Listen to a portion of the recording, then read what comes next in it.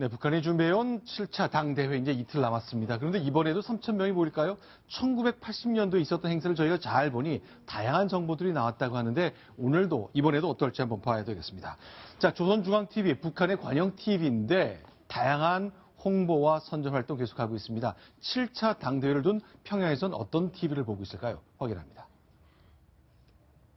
온 나라가 크나큰 격정과 환희로 들끓고 있는 속에 당제 7차 대회 참가자들이 2일 평양에 도착했습니다. 조선노동당 제7차 대회 참가자들이 청년운동 사적관을 참관했습니다. 이들은 먼저 청년운동 사적관 총소홀의 위대한 수령 김일성 동지와 위대한 용도자 김정일 동지의 입상에 꽃다발들을 진정하고 삼가 인사를 드렸습니다.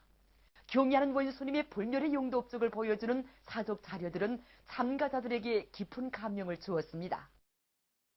자, 먼저 김정봉 교수님께 좀 질문 드릴게요. 저렇게 모인 사람들, 자, 어떤 사람들로 봐야 되는 겁니까? 네, 저 사람들은 네.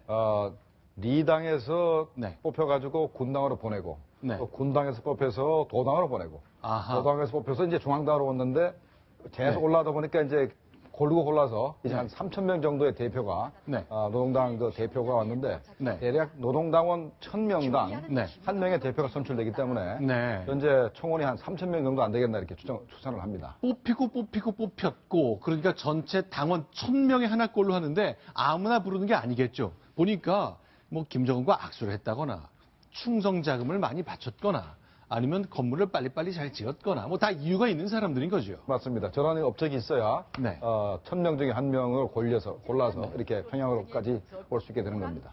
자, 그러니까 1980년에 열리고 이제 36년 만에 열리기 때문에 이번 행사를 많이 우리 정부 당국에서도 주시하고 있을 것 같아요. 여러 가지 정보들이 많이 보이는 거죠. 맞습니다. 이번 당대회 때 앞으로 김정은 체제가 어느 방향으로 갈지, 그리고 김정은이가 어느 정도 또 우상화가 될지, 네. 김정은의 직책은 어떻게 또 바뀌어갈지, 그다음에 세대 교체를 어느 정도 네. 될지, 그래서 앞으로 북한 체제에 이끌어나갈 중심 세력은 누가 될지 이런 것들이 이번 당대회에서 드러나게 될 것입니다. 자, 그러니까 자, 한번 보겠습니다. 먼저 저희가 두 가지를 준비했는데 하나씩 한번 볼까요? 자, 후보 당원이라는 게 있고 정식 당원이 있잖아요. 그 차이가 뭔지 일단 또 1,000명에 하나씩이라는데 요 설명 좀 부탁드리겠습니다. 네. 1980년 상황이죠. 네, 북한은 먼저 후보 당원이 된 다음에 네. 당원으로서의 자격을 갖추고 네. 행동이 바르고 당에 충성을 다하면 네.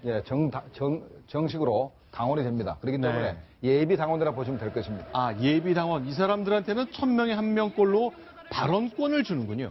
네, 발언권을 일단 주게 되고, 네.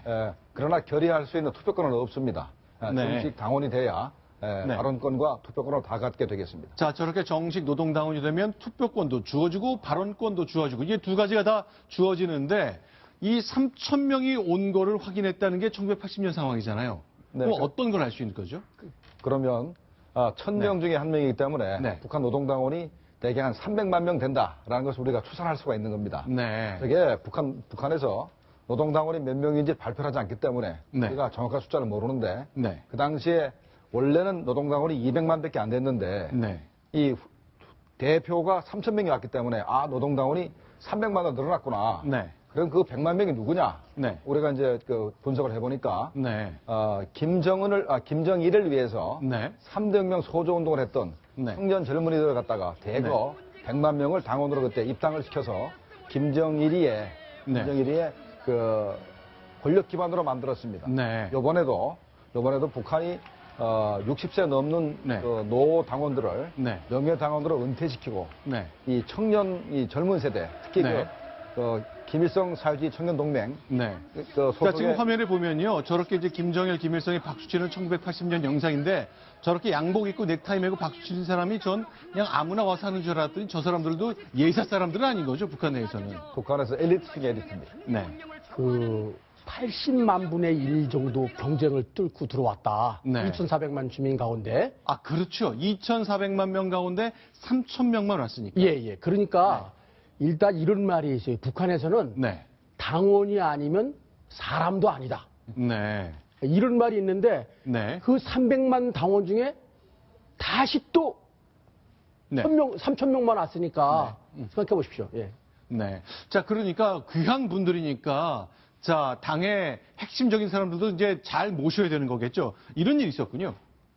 네, 당대 참가자들을 갖다가 김영남, 최용해, 박영식 등이 나가서 네. 맞이했고 숙소도 방문했다고 합니다. 네. 저 숙소 방문하는 거는 네. 김일성한테 배운 겁니다. 아. 손님을 가장 잘 접대하는 것이 네. 공식 석상에서 만나는 것보다는 네. 잠자기 직전에 네. 그 숙소에 가서 잠자리 불편한 게 없냐? 네. 저녁은 뭐 먹었냐? 뭘 더 도와주면 되겠냐? 이렇게 네. 하면 감동하거든요. 네. 그래서 감동을 시키기 위해서 숙소를 간 겁니다. 그러니까 김일성 측의 리더십 중에 하나가 꼭 숙소를 찾아가서 예상 밖의 시간에 감동을 준다. 네. 그거요. 우리 정상회담이나 우리 고위급 인사가 평양 갔을 때도 김정일 일가가 자주 쓰는 방식 아닙니까? 맞습니다. 일단은 김일성이나 김정일은 네. 정상회담을 약속을 하지 않고 네. 안 해줄 듯 안 해줄 듯 하다가 네. 바로 그 대표가 평양까지 와서도 김정일을 만날까 김일성을 만날까 고민하는데 갑자기 밤에 나타나서 이렇게 환대를 해주면 네. 그때는 회담 의제가 뭐고 다 잊어버리고 네. 김일성 김정일 만난 것만 해도 감지덕지로 해서 네. 그냥 그 술수에 넘어가게 됩니다. 네. 자, 그런 테크닉. 그러니까 뭐 일단 가게 되면, 아, 내가 돌아왔을 때 누구든, 뭐 한국 사람이건 외국인이건 내가 김일성을 만났느냐, 김정일을 만났느냐에 따라서 내 역량이 자기 주위에 평가가 되니까 네. 만나주는 것 자체가 큰 수혜처럼 보여지는 것 같군요. 자, 그럼 이정훈 편집위원께 좀 질문 드릴게요. 그러니까 김일성, 김정일 모두 자기 지위를 계속 부풀리면서 뭐 멋진 이름을 다 붙여왔거든요. 자, 그동안 있었던 것들이잖아요. 네, 김일성은 주석이죠. 영원한 주석으로 모셔놨고 그 다음에 당의 대표인 총비서로는 영원한 총비서로 김정일을 모셔놨습니다. 네. 그리고 국방위원장도 김정일이 돼 있죠. 따라서 네. 북한을 대표할 수 있는 자리가 지금 없는데 네. 대원수는 그냥 계급장이고요. 네. 도대체 어떤 거를 줄까 지금 굉장히 궁금해하는데 네. 당 중앙위원회 위원장 준다 그러는데 글쎄 그것도 뭐 그렇게 총비서나 영원한 주석에 비하면 좀 떨어지거든요. 저도 굉장히 궁금해요. 뭘 줄지. 자, 이번 금요일부터요. 3박 4일이니까 금, 토, 일, 월 4일간 열리는데 이게 뭐 첫날 정해지는 건 아닌가요? 언제쯤 이런 게 발표되는 대략 저 정도면은 그 마지막 날 또는 네. 그 마지막 전날 네. 3일째 정도의 김정은을 추대하는 그런 행사가 있을 가능성이 제일 높습니다. 네. 금, 토, 일. 그러니까 한 일요일쯤으로 예상하시는데 야, 어떤 호칭으로 자기를 좀 높이면서 우상화를 더 한 단계 진척시킬지 굉장히 관심 포인트가 아닐 수 없습니다. 예, 이제 아까 당 참가자들이 3,000명이 바뀌지 않았습니까? 네, 네. 그 인원 가운데 가장 핵심 인물들이 약 229명 되면 당의 그 중앙위원회 위원들이 있습니다. 이 중앙위원들이 또 이제 다시 또 바뀌고 그러면은 네. 그 중앙위원회에서 이제 김정은에 대한 직책을 추대할 겁니다. 네. 먼저 70일 전투를 혁혁하게 세운 그 영웅이기 때문에 네. 공화국 영웅 칭호를 아버지 김정일 때를 따라 보면은 영웅 칭호를 줄 것입니다. 그리고 이제 공화국 대원수냐 원수냐 네. 하는 문제는 또 뭐 대원수 추대할 수 있는 문제는 지켜봐야 될 것 같고요. 네. 지금 뚜렷한 직책이 없는데 당과 정과 군과 세 가지 직책을 네. 봐야 되거든요. 네. 근데 당에서는 일비서 하니까 어딘가 어색하기 때문에 네. 뭐 새로운 걸 뭐 하나 만들어서 네. 지금 구호 나오니까 21세기 태양이라 그러는 걸 봤을 때 네. 김일성의 버금가는 어떤 직책을 하나 만들지 않을까 이런 추론이 가능하고요. 네. 국방위원회도 1위원장이라는 게 물론 김정일을 영원한 국방위원장으로 말했기 때문에 그래서 국방위원회가 아니면 다른 명칭을 둬서 무슨 위원장이라는 것을 네. 하라 할 가능성이 높습니다. 자, 저렇게 이제 저희는 뭐 잘할까 싶었습니다만 일단 내부의 권력을 강화해가는 것이 김정은인데 여동생 김여정도 있잖아요.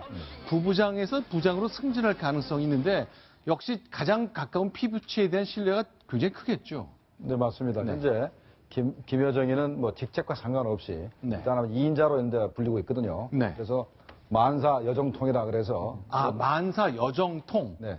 그러니까 여정을 통하면 안 되는 게 없다 이런 네. 얘기입니다. 이런 얘기고 이게요. 혹시 이제 한국에 있는 북한 전문가들이 붙인 표현입니까? 아니면 실제 북한에서 쓰는 표현인가요? 그건 우리가 붙인 표현입니다. 아, 우리가 그렇죠. 만사 여정통, 만사 형통이 아닙니다. 네.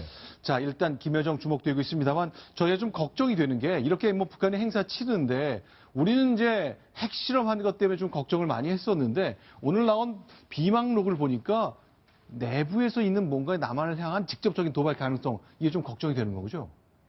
그러니까 그 내용을 좀 봤으면 좋겠어요. 네, 저 판문점 대표부 비망록 여러 네. 가지 형태로 저들이 전달하는 방법이 있는데 의사를 네. 표현하는 그 중에 하나의 메모랜덤 비망록 형태로 북한 군대와 인민은 오직 선멸의 선군 총대로 철천지 원수 미제를 무자비하게 다스릴 것이다 하는 미국 상당히, 제국주의죠. 네, 상당히 호전적인 의사를 밝혔습니다. 저는 상당히 좀 주목하고자 합니다. 자, 그런데 이런 도발이라는 것이요. 이제 북한이 할 수 있는 우리에 대한 도발이라는 것이 뭐 다양한 것이 있겠습니다만 우리를 직접 공격하는 거 그건 아니겠죠. 요거를요, 네. 우리가 자세히 봐야 되는 게 2010년도 연평도 포격전 때 그때 우리가 호국 훈련을 하고 있었습니다.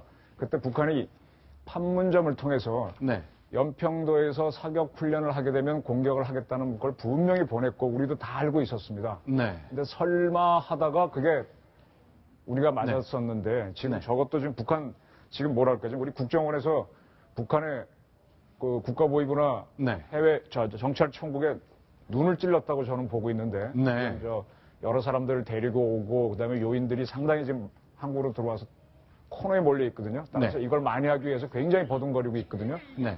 어떤 목사 한 분도 지금 살해했다는 얘기가 있고요. 그렇죠. 그래서 상당한 도발을 할 것이다. 그럼 우리는 대비해야 될 겁니다. 그 두 가지 방법면에서 도발을 할 것 같아요. 첫째는 지난번에 천안함 폭침처럼 도발 주체를 숨기면서 오리발 내밀 수 있는 도발. 그렇죠. 예, 또 한 가지는 연평도 포격 도발 같이 이제 우리가 핵무장국이니까 네. 한국 꼼짝 못할 것이니까 네. 도발하든 봐라 이런 식으로 해서 아예 그냥 공원해놓고 연평도 포격 도발 같은 그런 도발을 할 가능성이 높습니다.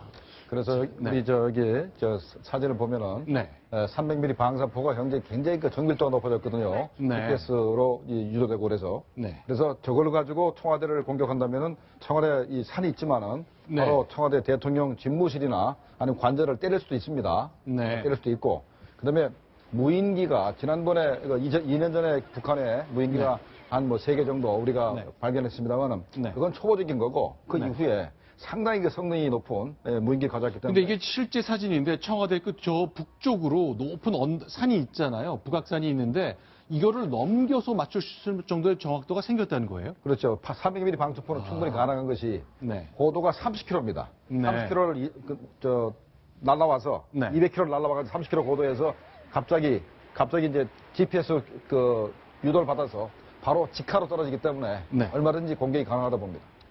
네, 알겠습니다.